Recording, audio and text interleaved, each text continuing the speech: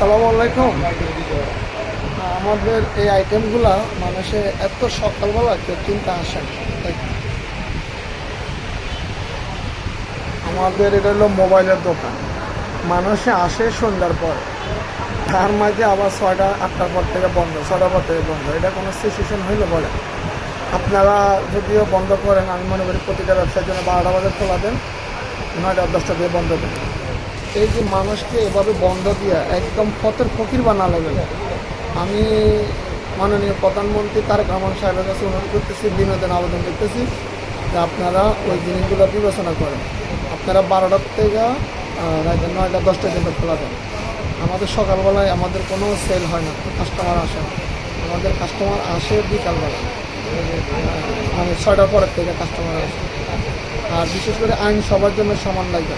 পাড়া মহল্লার যে দোকানগুলো আছে, যদি মার্কেট 6টা 7টা 8টা বাজে বন্ধ হয়, ওই মহল্লারগুলো 8টা বাজে 7টা বাজে বন্ধ দেবেন।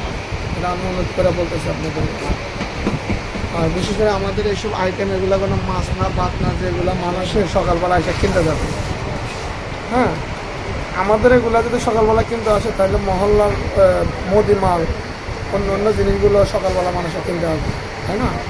তাই সুতরাং এগুলো বিবেচনা করা হয়। আপনারা খালি বিবেচনা না করে ফুটফাট করে যদি একটা জিনিস বন্ধ দিয়ে দেন, ঘোষণা দিয়ে দেন, এটা হইল না।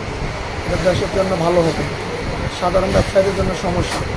এমন দেশের অর্থনৈতিক অবস্থা খারাপ, মানুষের পিঠ দাওয়ালে থেকে গেছে। আমার কথাগুলো একটু বিবেচনা করবেন, অনুরোধ করতেছি।